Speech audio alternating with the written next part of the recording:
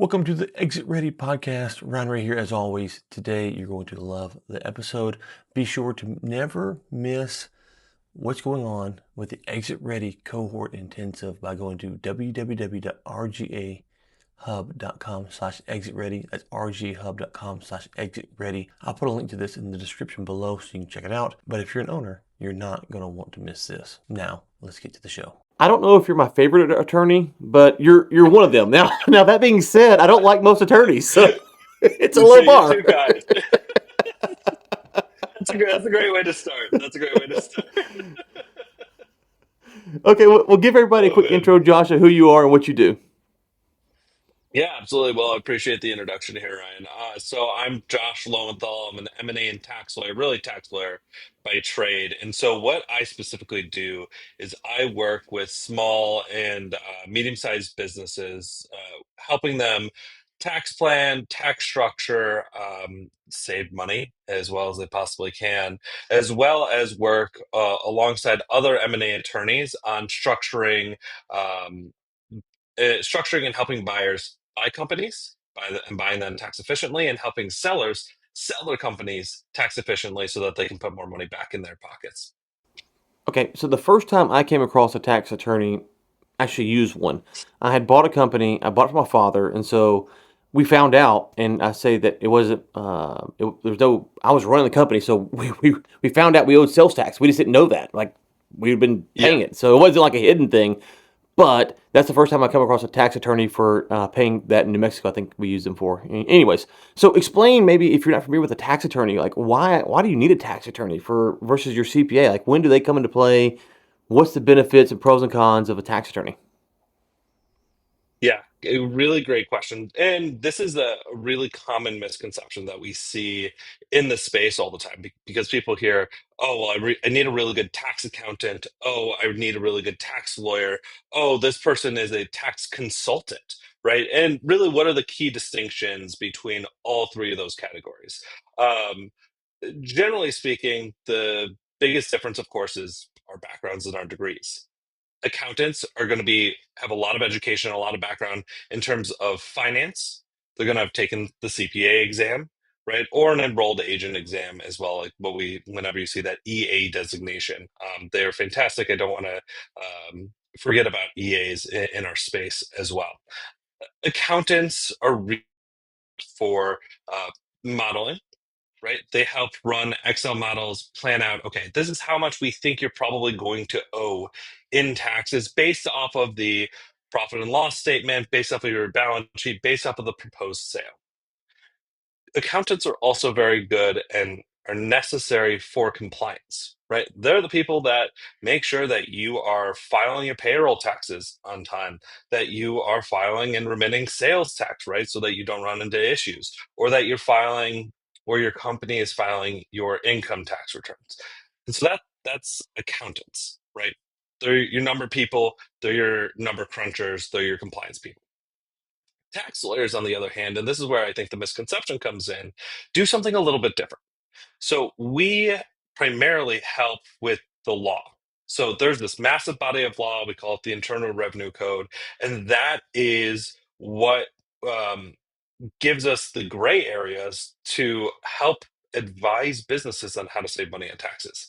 So what we do is we look at the tax law, and whenever we have a business come to us and we say, within the bounds of the law, these are the things that we think you can do to save money on taxes, and these are the things that we think you can't do to save money on taxes. So the real life example that we come across with small business owners all the time is something like QSBS, or Qualified Small Business Stock.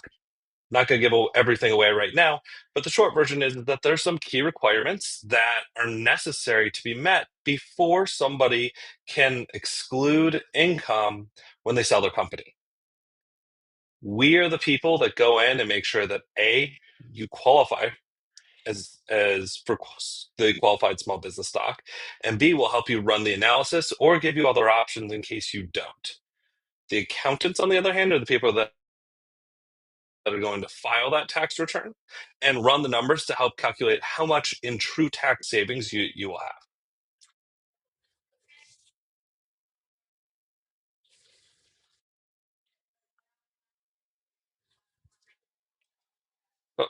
May have lost you there. I don't have any audio here, Ryan. Oh, I'm back now. Sorry, I was muted. So No, you're I good. said Hey, maybe in the all edit. good, I don't all know. good. I don't know. We'll ask at the end what you're going to talk about in the exit ready intensive. So maybe some of this, maybe not. But just from that kind of phrasing there, if you're an owner, you're going, okay, I never even heard this term. How long? I've tried to ask the speakers and presenters, like, how long do you need to think about exiting to understand this? Like, if they call you today and say, I want to sell, like, closings next Friday, is this something that can be done in a week? Is it like years? How long do they need to have to set this stuff up? Yeah, uh, the getting the call from a seller saying, "Hey, I'm looking to sell in the next 3 weeks, right? We're closing," is the phrase that gives every single lawyer, every single broker, every single accountant like immediate heartburn, right? So for me as a provider, ideally, in an ideal world, I'd love to have somewhere between 3 to 5 years. Now, I know that's not always pragmatic. That's a long time horizon, and so if I have at least right 6 months, 6 to 12 months, we can at least start to map out a plan and identify, okay, here are some of the potential planning opportunities. Here are some of the potential pitfalls that you could be looking at that could actually reduce your purchase price. And so let's identify those, let's address those so that you are in a better position when you go to market. So 6 to 12 months, ideally, though, the more time we have, the better, because some of these planning opportunities uh, have built-in timelines, right, and statutes of Yeah, limitations before somebody qualifies. yeah.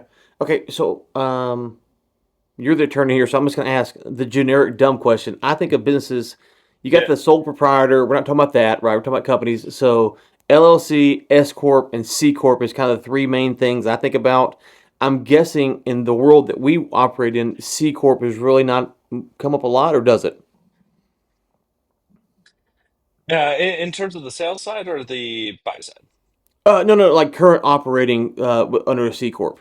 Yeah, yeah. Oh, yes, yeah. So in small, medium-sized businesses, we don't see it a ton.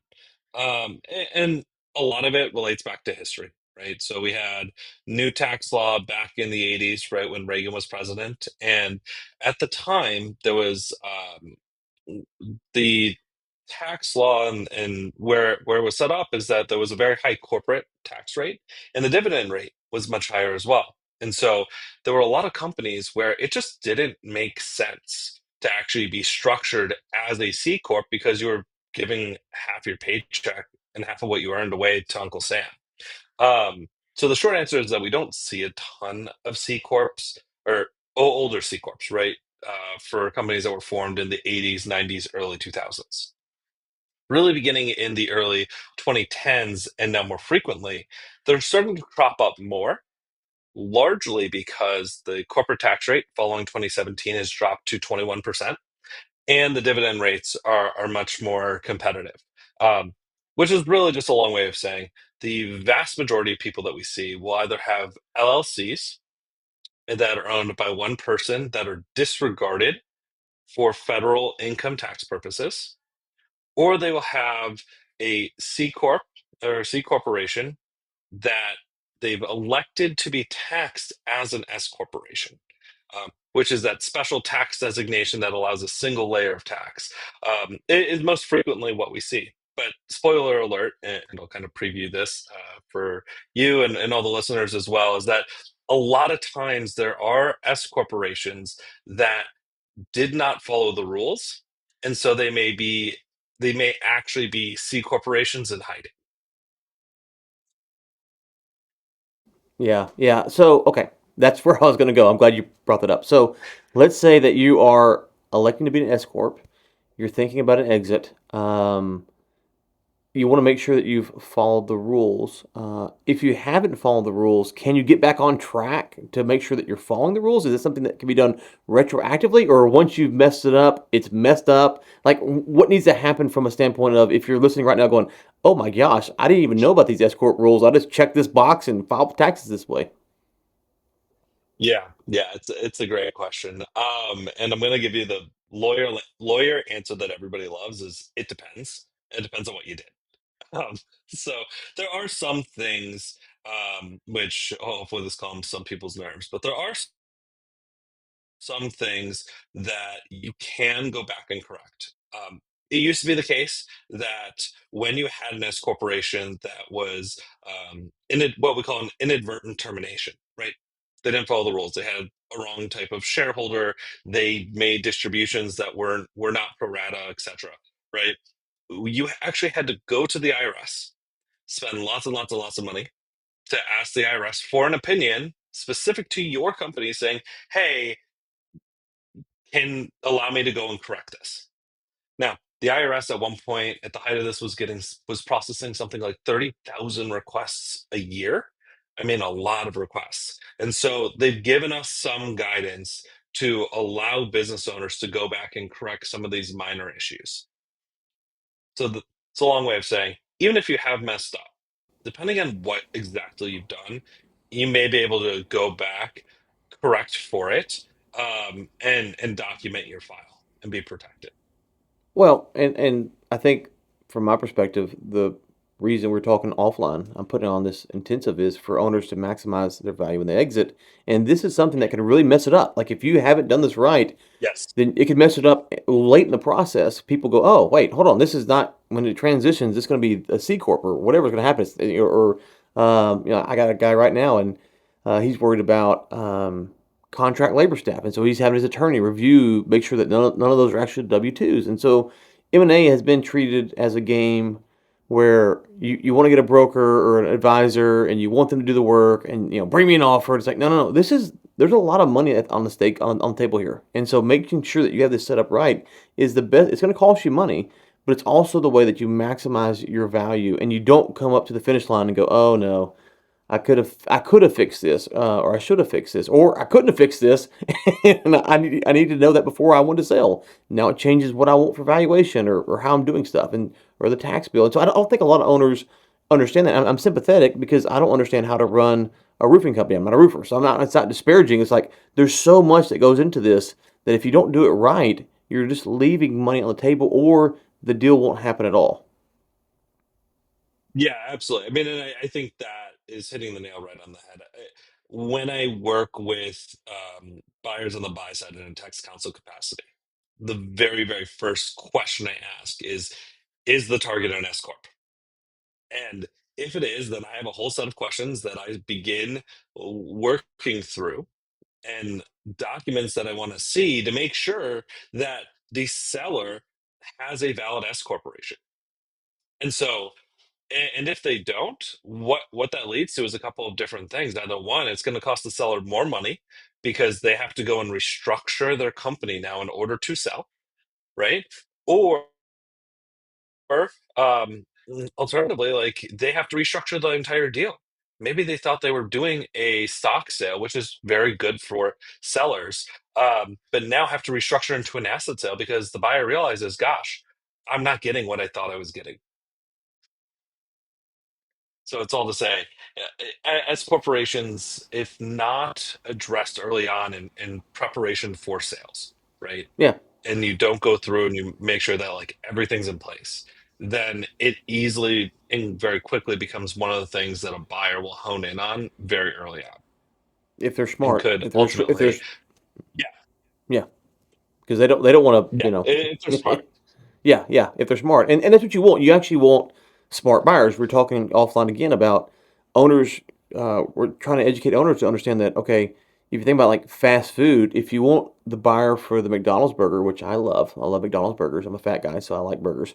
But we understand that customer base, okay, that they got the Happy Meal, the dollar menu, versus like, the Five Guys or the In-N-Out or whatever the top line burger chain is. It's just a different buyer that's regularly going to consume that. And so when you go to sell, what you want to do is sell to the buyer who has the most money and will pay the most, and it's a different tier. And so if you sell to a buyer who's not concerned about this S corp election and will it transfer right or not, they're probably not going to give you the most money because they don't understand the risk that they're incurring, right? So if they don't understand the risk, then I mean, unless they just got, it's a billionaire's kid who's just writing checks, they don't understand what they're going to do and probably going to give you a lower valuation than you actually deserve. Yeah, yeah, absolutely. And It's counterintuitive, right? At the end of the day, because you want, and I think this is the point you're really honing in on here, right? Like you want somebody who's going to ask those hard questions, that a buyer who is going to run due diligence on you as a seller, that is going to address these questions about you as if your company is structured as an S corporation, because those are the business buyers that are really savvy. They're going to be strong owners when they take over. And most importantly, when we think about it, and this is the thing I advise sellers on whenever I'm counseling them, right? Is that selling is a very emotional process as well for a lot of business owners, right? You've built this company over 10, 15, 30 years, and you want to make sure that the legacy that you've created is going to be carried on in a fashion that matches the core philosophy of that company. A strong, intelligent seller that knows what they're doing is not only going to give you more value for your company, Hmm. they're also going to make sure that they're preserving your legacy in the long run as well. Well, and which leads me to my next question about earnouts. And so, if you're going to structure a deal where you get an earnout, there's tax implications there. But also, going back to your point about a strong buyer, if you're going to do an earnout model, you're going to want the buyer to be as strong as possible, so that way you have the highest chance of getting your earnout, right? So, if you have a, we'll call them a less Yeah. sophisticated buyer, not being disparaging, but a less sophisticated buyer, then the earnout, I think I got a stat. It's like 21% of earnouts get paid out in full. It's not very many. So if you want to earn out, and that's part of your retirement package, then you want to have the best buyer possible. And if you take all cash, then you're going to get a lower valuation. So it's a game. It's a game that you have to play Yeah. very well. Hey, quick break here. If you're an owner, do you know that most companies will never actually sell? That means that all those years that you put into building your business are for nothing. If you want to build a business that's valuable, that people will want to buy, and you can make potentially millions of dollars from, go to rjhub.com or click in the link below. That's rjhub.com or click on the link below. And now back to the episode. Yeah. No, and that's exactly it. Like you have to play the game well. And at the end of the day, and kind of looping us back to where we started as well, like the better prepared you are and the cleaner your company looks as you prepare to exit. Kind of we were talking offline, like you have the things that are necessary to actually be a business, right? The business can operate without you if you step out for 30 days, right? That there are systems and there's processes in place. Then in addition to having all the legal tied out, well, then you're going to have a higher valuation. And you know that when the buyer comes in, if you do negotiate for an earnout, you're more likely to get that earnout too. And And from for a a, I lot of don't, sellers, oh, no, go ahead, sorry. And for a lot of sellers, you're saying. oh no, yeah, all I was gonna say is like for a lot of sellers, that this is the first and only sale they'll go through. Mm-hmm. And so if this is what you're retiring on, maximizing what you earn, both in terms of true dollars, right, cash at close, Mm-hmm. and how much you save on taxes is just critical. Yeah. And obviously each person's different. You're a lawyer. Insert caveats here. I know how you are, which is why I Always, like dealing with you. always. So if you're just at face value, if someone calls you up and says, "Hey, um, I can get 5 million today cash, no earnout, or I can get 3 million today plus a $4 million earnout, so 7 million total over the next 3 years, we'll say." Like how conceptually do you just start that conversation? Not setting aside the risk of getting the earnout, just from a tax standpoint, how should owners even think about that? Yeah, that's a tough question. Just to be candid with you, it's to me that really becomes a business question, less so a tax question, right? Yes, you're gonna with the earnout structure, you take a little bit less upfront. Some of this is also very context dependent, right? On how you sell the company. Because if we're looking at, say, an Well, asset yeah, sale with yep. an earnout, Yeah, why the don't you way pause right there maybe and explain the two major ways you think about selling assets and equity, just so people can understand before you fill that in for them. Yeah. So I guess some background here, right? There's generally two ways that you can sell a company. We'll talk about the other third hybrid way as well. Um, during everything. But two general ways is to either sell assets or to sell stock. Most sellers prefer to sell stock because you are taxed at lower capital gain rates as opposed to the higher ordinary gain rates. Whereas if you sell assets, right, you're going to be taxed at really a hybrid rate, which gets into some of the legal wonky um, areas of selling. So we're not going to go in there. So that's kind of step number one of the analysis, right? Is the sale a stock sale or an asset sale? So say you take 5 million in cash up front, but that's an stock sale. Or alternatively, right, you can do a $4 million cash up front, but a $3 million earnout, and that's an asset seller, or flip them. Your analysis is going to change depending on number one, the structure, right? But there's also a business decision involved here too, which is um, how likely is it that you're going to get that full $3 million? Because from a tax perspective, from an accounting perspective, from a business modeling perspective, you have to, there's the present discount value of a dollar, right? And so is the $1 million that you earn, extra $1 million that you earn today in guaranteed cash worth more to you than the potential $3 million less taxes that you could earn in 1 to 3 years? So I know Yeah, that was well, really in the weeds there, but no, no, it's great because it's great because some of the advice, and I get it. We were talking a little bit about this offline as well. We talked a lot offline, so I always love talking to you. yeah. Well, But we're friends, so it works out. but no, there's so much there's in social media you have to say things, right? You have to say things just so people can follow you, they like you. But the real world, there's so much nuance, and especially in M&A, there's so much nuance that has to go on. Each deal is unique, and there's certain guidelines and principles that you kind of follow. Make sure best practice is legal, like make sure you're not breaking the law. There's stuff like Yeah. that. But at the end of the day, there's a ton of negotiation and stuff. And so when you said, well, you got to think, how likely is the earnout? And kind of what I've advised owners on is set your top priority first. Like, what is the best, highest thing that you think? Is it most money? Is it the fastest close? Is it the most earnout? What is the number one? Keeping your employees the longest? Like, what is that?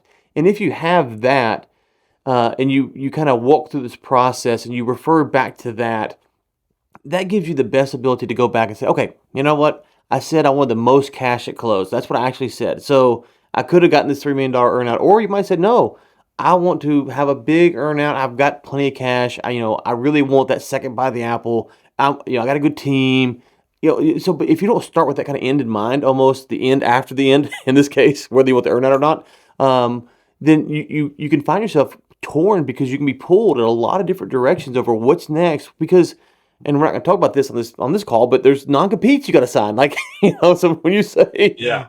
when you say it's probably your one shot, unless you're going to wait like 5 years, it is your one shot. Like, and you're going to go back through this process again. And so, um, it that's what I've come to learn is just advising people like what's your highest and best case scenario, and then you can make a list of two, three, four, five, six, whatever. But understanding that, because if you don't understand that, then the question of the earnout and the taxes, the value of the dollar, because you might think, hey, the economy's going to crash and this thing's going to fall apart. Well, if you really believe that, then the earnout's probably not the way to go, unless you're in that kind of a business that makes money in those super tight recessions. If you think, no, we got Right. 15 years of prosperity, then the earnout might be the way to go. So you got to really think through that. And the earlier you do, the better odds of success you're going to have in this process, from a tax standpoint, from an M&A standpoint, from all of these standpoints. And owners, it seems, are they're pulled in so many directions that these are the questions that they need to really be answering earlier in the process. You mentioned 1 to 3 years. I think all of the guests that I've talked to that are going to do the coaching sessions have kind of said that same timeline. And I haven't asked them to say that. I've just asked what's their opinion.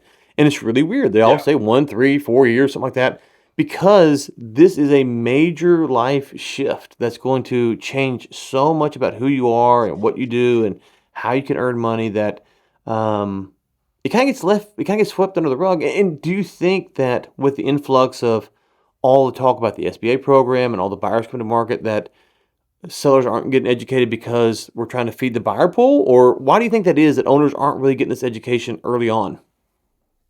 Yeah, I think it's probably a split of a couple different reasons, and this kind of gets into a comment that I wanted to make on what you were just talking about, right? Where the devil is really in the details here, right? Like it's easy to go online and look at Instagram or look at TikTok or YouTube, right, and see like broad proclamations, but it's you really have to get into the nuances of your particular deal to really define like where can we provide the most amount of value, right?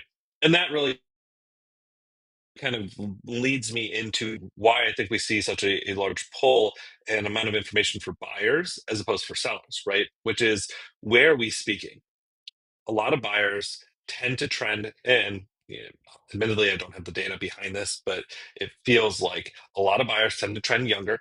We're seeing more and more MBA programs that are have these ETA programs, right, or courses. And ETA, for everybody that isn't familiar with that phrase, is entrepreneurship through acquisition, right? SMB is small and medium sized businesses, and so we see these programs that are gearing um, potential buyers and operators towards going and buying a company. And so they're speaking on their platforms, right? They're speaking on LinkedIn, they're speaking on Twitter, they're speaking on Instagram or TikTok. And a lot of sellers, if they've been in the marketplace, right, they've been out grinding it out for 10, 15, 30 years, that's just not necessarily where they might be. And so as a result, you end up with a two-pronged issue here, at least in my opinion, right? Number one, for the people that are promoting, promoting, it's easier to loop in buyers than it is to loop in sellers, right? But number two, it's they're just not speaking on the same platforms that a lot of sellers or in the same spaces, right? As a lot of sellers tend to end up. Um, Yeah. Well, and I've worked with buyers, and you've worked with buyers, and so this is where it becomes quite hard because some of the buyers I've worked with are very sophisticated. One's a current business owner looking to buy a second business and decided, no, my deal is really good, and so for him, it was okay. Well, I kind of learned, and I work with some buyers who are like, oh no, I want to go through the ETA process, and that's a different buyer. That's a different mentality. Uh, but you got to understand that um, the good news for sellers, I think, is that there is so much interest here that it makes it more competitive if you know how to position your company, right? Because some of those mhm. buyers are going to want to buy the 100% owner finance, needle in a haystack type thing that you can't find anywhere. But those smaller, we think PE, we think big PE, flashy, but there's a lot of small PE groups that you never even heard of, right? There's a bunch of them, and so but it does make it a little bit more Yeah, competitive. And all of them, all over yes, the time. yes, and so it does make it a little bit more competitive because you might find some operators who are, running companies now looking to get to this ETA space, and so it has, to your point, there's a lot of education going on in that space, and it's not that the seller wants to be um, an adversary against that space. It's just understanding that the buyers are getting a lot of education on how to get this, and if they understand this stuff, they understand how to potentially lower the valuation or get a better deal, maybe we might say. And what I don't think I see a lot of is sellers. It's okay if you want to sell to one of those buyers. That's fine. Nothing wrong with that. But there's also other buyers that you can sell to, and there's a lot of ways. There's a lot there's a lot of ways to do this thing, and it kind of gets narrowed into the ETA space as you mentioned. And it's like no, there's a lot of ways, strategics and all kinds of stuff that you can go to. Yeah, the marketplace is massive, right? I mean, the marketplace is massive. Like you do see these small concentrated communities on the various social media networks, right? But for every five people there are on social media looking to buy or potentially looking to sell, there are 15 others that you've never heard of that are going to your local networking group or they're in your Kiwanis club or they're right? They're at your other local social club, right? And you don't even know. And I think on the other side of that coin, right, for sellers, there are so many people out there that just don't even realize that it's an option, that they can turn around and sell this to somebody else and walk away with their inheritance, right? And the story I'll share with you is I was talking with a guy local here in Alabama. I'm based out of Alabama these days, despite being a fan of another team much farther north.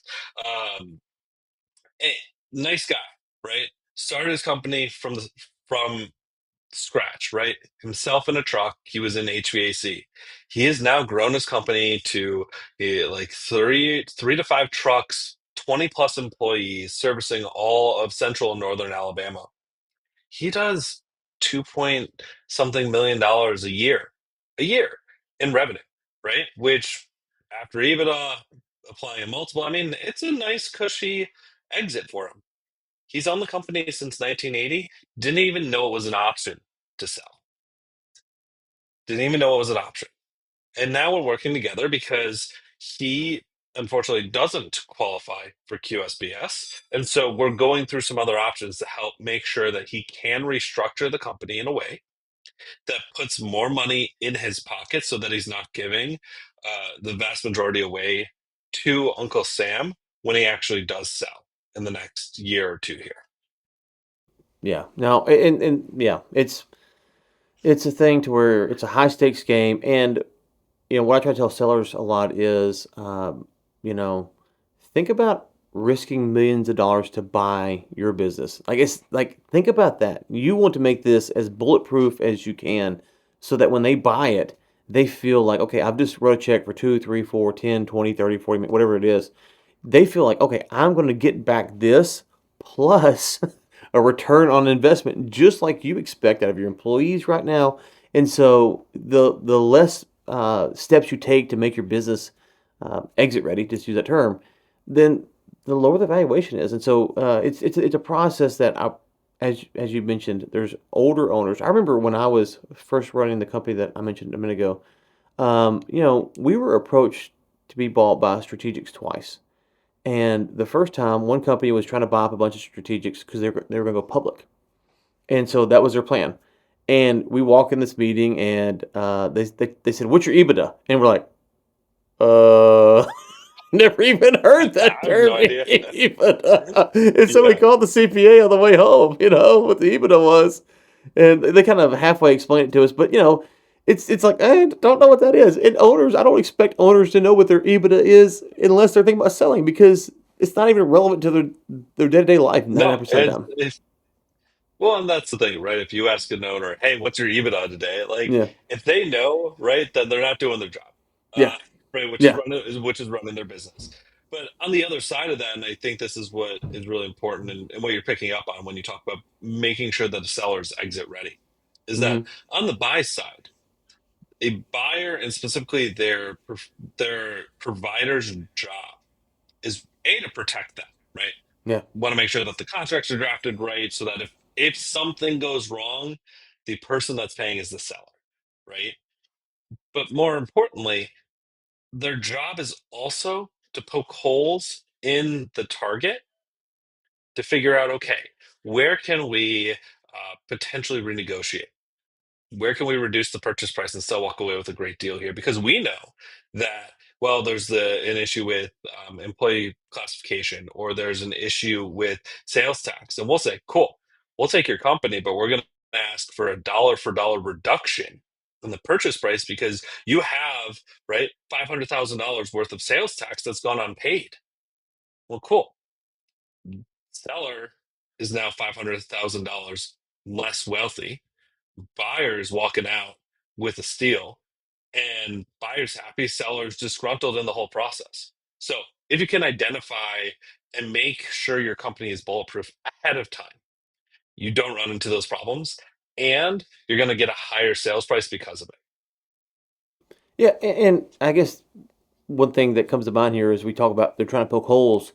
if you go buy not a new vehicle, but a new vehicle to you, a used vehicle, you want a Carfax, right? And that wasn't around. Yeah, You used to have to pay for that. There's no Carfaxes, but in M&A, you had to kind of build a Carfax out. You get this person to help you here, this person to help you here. And you kind of build out your own unique Carfax.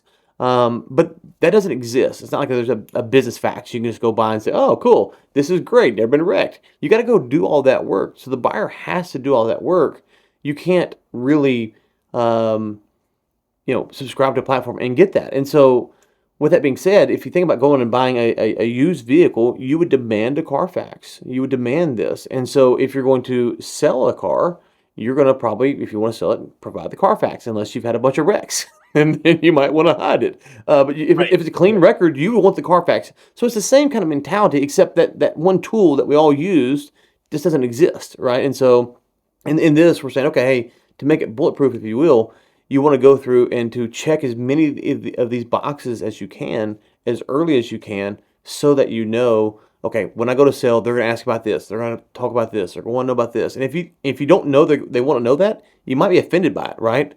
You might go, why are Yeah, you asking this yeah. question? And it's what they're supposed to do. It's what they're being advised to do.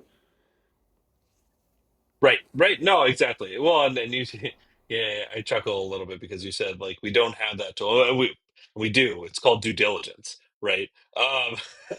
Okay, I Which mean, you can't go buy it for like $49 off the yeah, internet. no, exactly, exactly. Yeah. You can't go buy it for 49 bucks. Unfortunately, I wish we could. I wish we could. But no, that is the point, right? Where if buyers are going to come in and they're going to come in with being a little bit more savvy. And so they're going to come in and ask questions that sometimes might feel really personal. And if you as a seller are not prepared for those questions, exactly to your point, Ryan, like you might be offended. You're like, well, why are you asking that? Like, I'm not going to tell you that. But if instead, and this has always been my opinion, if you as a seller can come in and you are prepared for the sale, then you have everything ready. And when a buyer comes in and says, cool, we have 30 days for due diligence, right? Due diligence, for people that don't know, is just that process of looking through the business and looking in all the nooks and crannies to figure out, okay, like where are there potential issues? But if you as a seller can come in and be like, okay, here is everything that I have that I'm anticipating that you're asking for, right?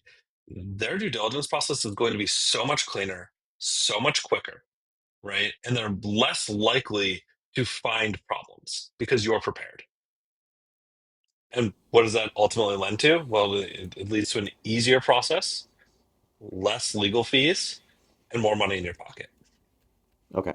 I got this from someone else, and it's in a book. I got to find which book it was so I can give the person credit. But Yeah. they advised, and I love this mentality that if you're an owner, every 90 days you should consider if you're going to sell your business or not. And the point wasn't go through all this process of getting it ready to sell, but just that mentality of I'm going to sell or not, I'm going to keep going or not. And if we go back with history over 6 years, a lot's changed, right?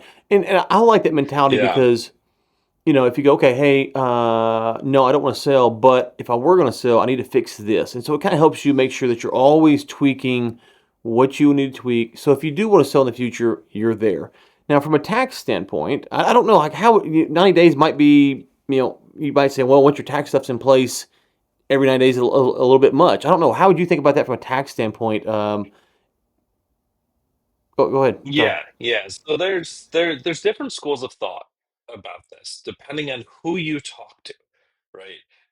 There are, and this might be controversial, right? But there's some people out there that build themselves as like these tax planners, um, who ultimately are fantastic in doing what they're doing as long as you're actually like looking underneath the hood and you're not just going to your standard playbook, right? And what I mean by that is like there are some planners out there that will say, look, we got to look at your business every 90 days, right? So once a quarter, looking at how much money you are projected to owe given your current amount of money that you've made year to date. And we're going to make adjustments for the upcoming year. we're going to have you rent out your house, right? Something called the Augusta rule, which I'm not a huge fan of, but it's still a tool that is available in the right circumstances. I see you chuckling there. But I rent you're my house out all the time. No, I'm joking. I'm joking, IRS. I'm joking. I'm joking. I'm yeah. joking. So, um, but it, I'm kind of giving you a very long, convoluted answer saying if you're looking at your year to year tax fluctuations, reviewing your company every 90 days is a great strategy, right? Because some businesses are seasonal, some businesses, sometimes you're going to have really profitable periods, and then we're going to go through the whole US economy is going to have a slowdown because there are tariffs or there's recessions or there's a trade war or there's something else that some outside external factor that changes your business. And so you might be putting a lot away for taxes that you don't need to. Let's put money back in your pocket, right? But in terms of the broad scope or 30,000 foot view of selling your business, um, reviewing once a year is probably okay. Which gets back into my original point where if you're thinking about selling, the changes that you have to make within the business are large. They take time, right? And by time, I mean they take months to begin to implement. And so reviewing every 90 days is probably overkill in that sense, right? For a big sale, but it's still incredibly useful for the month to month, year to year fluctuations in terms of what you owe in taxes. Yeah, So I'm and I answering think you yes and no. Same point. well, and I think just to be clear, I think the point wasn't go through the exhaustive process every 90 days to see if you want to sell. Like, just ask yourself the question every 90 days: Do I want to sell? And if no, then improve the business for the buyer for the day that you do say yes. And if you wait too long, then you're like, oh, I want to sell, and it's like, oh well, all these things. Then, Yeah. sorry, I got allergies. All these things we talked No, about no, no, you're good. You're good. yeah, all these things we talked about are now an issue. And so just kind of have that mentality. So taxes, preparing to sell, not going through the exhaustive process. I'm with you on that. Okay, so last question Yeah. for Well, you. on it, Oh, go ahead. Go ahead. all I was going to chime in there is that it doesn't, these changes don't happen overnight. It's like people use the example of like a cruise ship, right? You're piloting a cruise ship. To move your business to a place where it is sellable, there's a lot that's involved in that. To record all of your processes, you're not going to record all the processes of a business in 6 weeks. Like you know that, right? You advise small businesses on that all the time. And so it's good to review and check in with yourself every 90 days. It keeps you on task while understanding there's a long process here. Yeah, and With that, well, I was gonna say one thing you said is to make it sellable. I'm a free market capitalist. Anything can be sold. It's just will it be sold for sure. the value that you want for it? That's a different question, right? So you go, oh, Yeah, my business yeah, is sellable. Yes, it can be sold to anyone if you have the right marketing and exposure. You can sell it, just not for the money that you want. That's a different set of questions, right? And so people say, well, yeah, it's not sellable. It's like no, it's always sellable. It's just is it for a dollar or for 10 million? Those are different. That's a different set of questions you got to answer. So give people a yeah, preview yeah. Great point. of your session of what you're going to cover, and so if they attend the Exit Ready Intensive, what they're going to hear from you. Yeah. So really, what I'm going to be doing in my session is looking at the converse of the buy side, right? So I'll start to look at, well, what are some of the things that a buyer is going to want to look at from a tax perspective, depending on the industry that you're in.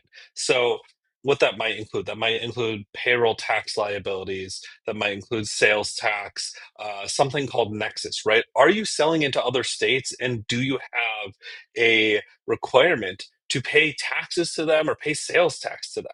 A lot of businesses may be selling in other states and don't even realize that they have this problem. In addition to that, I'll also look at some of the high level structuring involved in selling your business. So we'll briefly discuss QSBS, which we talked about at the very beginning of our session here. We will talk about some of the different tax elections that a buyer might present you with and whether or not you want to consider those or not. And then finally, we'll kind of tied in with all of that are F3 organizations, which again is a strategy that a buyer may ask of you if you are specifically taxed as an S-Corp or your business is taxed as an S-Corp.